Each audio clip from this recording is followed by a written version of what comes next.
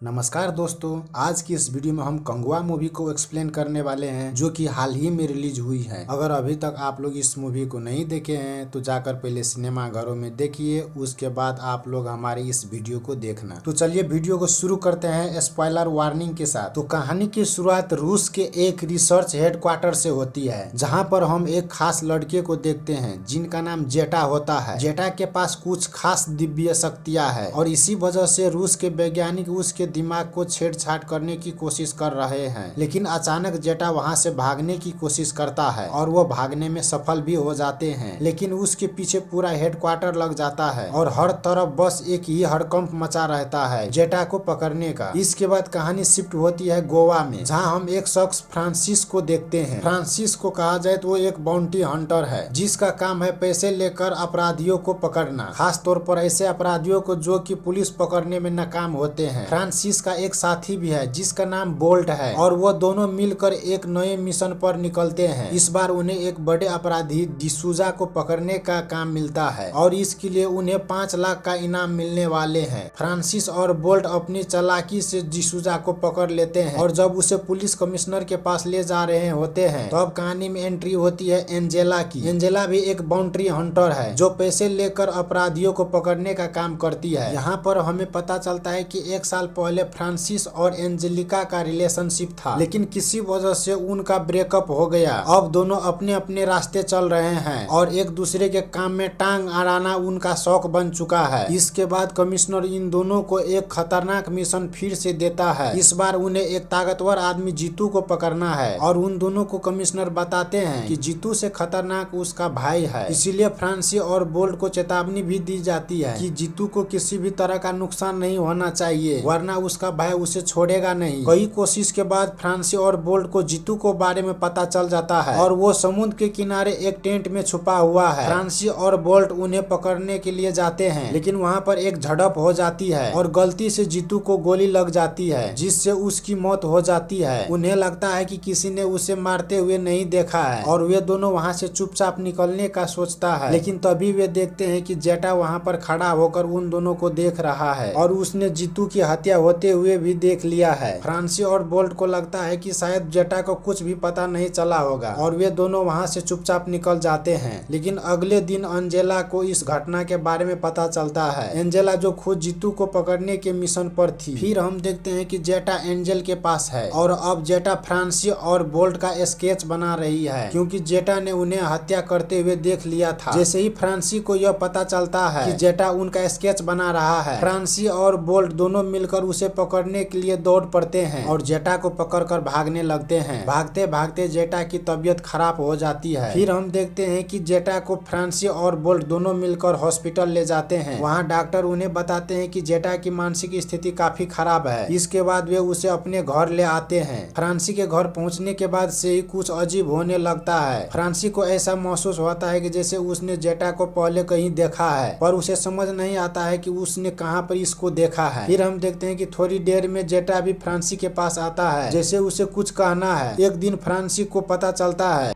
कि जेटा को भूख लगी है तो उसे खाना खिलाने के लिए एक रेस्टोरेंट में ले जाता है। रेस्टोरेंट में पहुंचने के बाद उन्हें पता चलता है कि जीतू का भाई वहां पर पहुंच चुका है और उनके साथ एंजल भी है। सभी लोग अब यहाँ एक ही जगह पर है, लेकिन तभी रशियन माफिया के लोग वहां पर भी पहुंच आते हैं और रेस्टोरेंट पर हमला कर देते हैं। इस हमले में उन्होंने जीतू के भाई को भी मार डाला और रेस्टोरेंट को तहस नहस कर दिया। उनका असली मकसद जेटा को पकड़ना था और आखिरकार रशियन जेटा को पकड़ ही लेता है। वे जेटा को पकड़ कर वहाँ से ले जा रहे होते हैं। तभी यहाँ पर फ्रांसिस को यह दृश्य देखकर कुछ अजीब सा महसूस होता है, जैसे उसके अंदर जेटा को बचाने के लिए कोई उसे मजबूर कर रहा हो। फिर हम देखते हैं फ्रांसिस उन लोगों का पीछा करने लग जाता है। पागलों की तरह वो जेटा के पीछे भागता है और यहीं पर सीन कट हो जाता है और फिल्म की कहानी फ्लैशबैक में चली जाती है और कहानी शिफ्ट हो जाती है 1070 वर्ष में। यहाँ पर हमें एक रोमन सम्राट के बारे में बताया जाता है जो भारत की ओर अपने नजर गड़ाए हुए हैं। वो पूरे भारत को अपने अपने गुलाम करना चाहता है और वो अपने 25,000 सैनिकों के साथ हिंद महासागर तक पहुंच चुका है। उसकी नजर भारत के 5 महाद्वीपों पर पड़ती है, जिनमें से पहला द्वीप है मडियारू, जिसके लोग शिकार करने के लिए जाने जाते हैं। दूसरा है वंकारू द्वीप, जिसके लोग औषधि बनाने में माहिर है। तीसरा है मुकाडू द्वीप, जहाँ के लोग हथियार बनाने और नृत्य कला में निपुण है। चौथा है आर्थी द्वीप, जहाँ के लोग बहुत ही खतरनाक और निडर होते हैं। और 5वां द्वीप है पेरूमाची, जहाँ के लोग बहादुर योद्धा माने जाते हैं। रोमन सम्राट की नजर इन 5 महाद्वीपों में से सबसे पहले नजर पड़ती है पेरूमाची पर, लेकिन उसे वहां तक पहुंचने के लिए एक ऐसे व्यक्ति की जरूरत है जो इन द्वीपों के बारे में अच्छी तरह जानकारी रखा हो। तभी उसकी मुलाकात एक कुडवा नाम के व्यक्ति से होती है, जो इन सभी द्वीपों के बारे में बहुत कुछ जानता है। रोमन सम्राट उसे पेरूमाची पर हमला करने का प्रस्ताव देता है, लेकिन कुडवा उसे चेतावनी देता है कि पेरूमाची के लोग बहुत ही शक्तिशाली और बहादुर है और उसे हराना आसान नहीं है। रोमन सम्राट कुडवा से कहता है, अगर तुम पेरूमाची की किसी एक सैनिक को मार दोगे तो तुम्हें इनाम के रूप में 2 सोने के सिक्के मिलेंगे। कुडवा इस ऑफर को स्वीकार कर लेता है और कहता है कि वो पेरूमाची के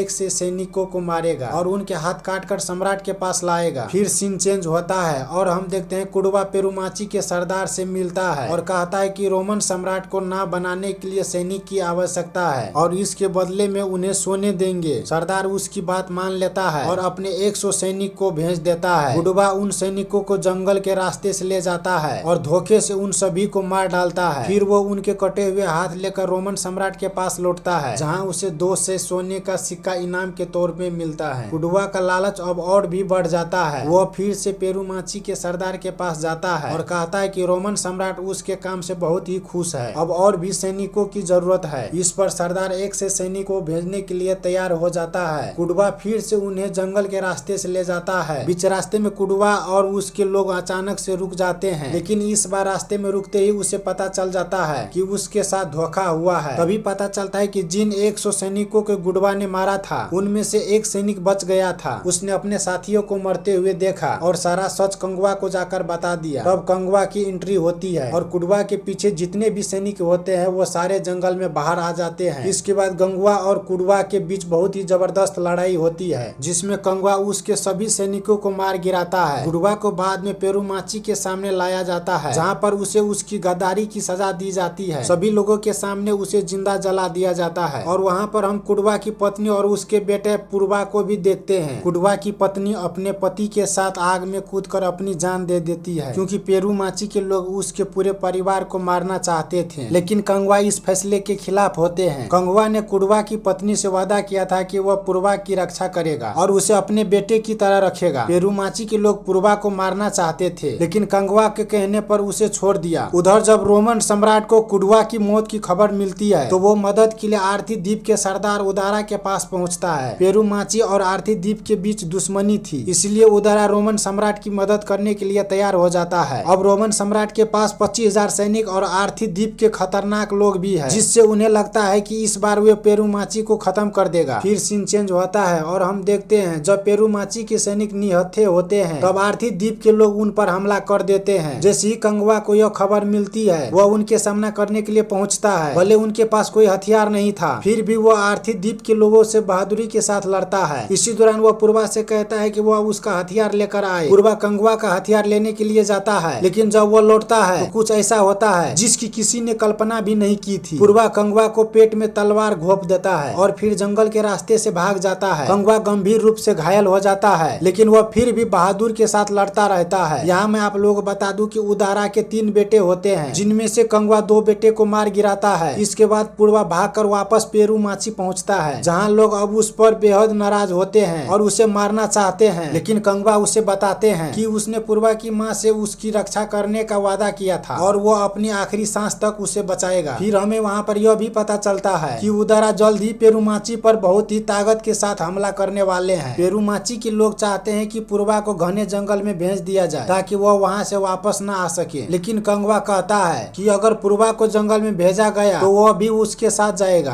क्योंकि उसने उसकी रक्षा करने का वादा किया था। इसीलिए मजबूरन कंगवा को पूर्वा के साथ जंगल में जाना पड़ता है। उस जंगल के बारे में माना जाता है कि जो भी वहाँ पर जाता है वापस नहीं आता, लेकिन कंगवा पूर्वा के साथ है तो सभी को भरोसा होता है कि पूर्वा को कुछ नहीं होने देगा। जंगल में जाने के बाद पूर्वा अभी भी कंगवा से नाराज है, क्योंकि कंगवा ने उसके पिता को मारा था। दूसरी ओर और कंगवा पूर्वा का ख्याल रखता है और उसकी सुरक्षा का पूरा ध्यान देता है। उधर आर्थी द्वीप के सरदार उदारा को पता चलता है कि उसके बेटे की हत्या कर दी गई है, जिसके वजह से वो बहुत ही गुस्से हो जाते हैं। रोमन सम्राट उधीरा से कहते हैं कि तुमने पेरुमाची को नष्ट करने का वादा किया था, पर तुम वो काम नहीं कर पाए, इसीलिए मैंने तुम्हें जितने भी सोना दिया था वो सारे वापस करो। इसी बात पर उधीरा क्रोधित होकर रोमन सम्राट की हत्या कर देता है और कहता है ये बात सिर्फ सोने का नहीं, ये मेरा पर्सनल लड़ाई है। अब वो कंगवा को मारकर ही अपने बेटे की आत्मा को शांति देगा। उधीरा का एक बेटा बच गया था जो पेरुमाची की महिलाओं पर हमला कर देता है और उन्हें बंधक बना लेता है और वो कंगवा को सामने बुलाने की धमकी देता है, लेकिन कंगवा ने इस महिलाओं को बहुत ही अच्छी तरह से ट्रेनिंग दिया था जिससे वो खुद को बचाने में सक्षम थी। महिलाओं ने उधीरा के बेटे को हरा दिया और उसे मार डाला। इतने बड़े अन्याय से नाराज होकर पांचों द्वीपों के सरदार एकजुट हो जाते हैं और न्याय करने का निर्णय लेते हैं। इसी बीच गुस्से में आकर उधीरा तबाही मचाना शुरू कर देता है। वो द्वीपों के प्रमुख को भी मारने लगता है। अंतिम के समय में पेरुमाची के सरदार ने एक बाज के माध्यम से कंगवा को संदेश भेजा कि युद्ध अब आरंभ होने वाला है। फिर सीन चेंज होता है और हम जंगल में देखते हैं कि पूर्वा पर एक मगरमच्छ हमला कर देता है और उसकी जान लेने वाला था। तभी वहाँ पर कंगवा पहुँच जाता है और मगरमच्छ को मारकर पूर्वा की जान बचाता है। इसके बाद वो बाज कंगवा के पास पहुँचता है और उसे संदेश देता है कि पेरुमाची के सरदार की हत्या कर दी गई है और युद्ध अब होने वाला है। उधीरा की सेना पेरुमाची पर हमला करने के लिए आगे बढ़ रही थी, लेकिन तभी उनकी नजर जंगल में उठे धुएं पर पड़ती है। उन्हें लगा कि पेरुमाची के सैनिक जंगल में भाग गए हैं, तो वो अपनी नावें जंगल की ओर मोड़ लेते हैं, लेकिन ये कंगवा का जाल था। जैसे ही उधीरा का सेना जंगल में पहुंचती है, कंगवा उन पर हमला कर देता है। उसकी रणनीति पहले से ही तैयार थी, इसीलिए वो बड़ी बहादुरी से उधीरा की सेना से लड़ता है और उन्हें भारी नुकसान पहुंचाता है। इस लड़ाई में अब पूर्वा भी कंगवा का साथ दे रहा था। फिर हम देखते हैं कि पूर्वा को उधीरा ने अपने नाव में कैद कर लिया है। पूर्वा को बचाने के लिए कंगवा को भी अब नाव पर जाना पड़ता है। फिर यहाँ से सीन चेंज होता है 2024 के वर्तमान समय में,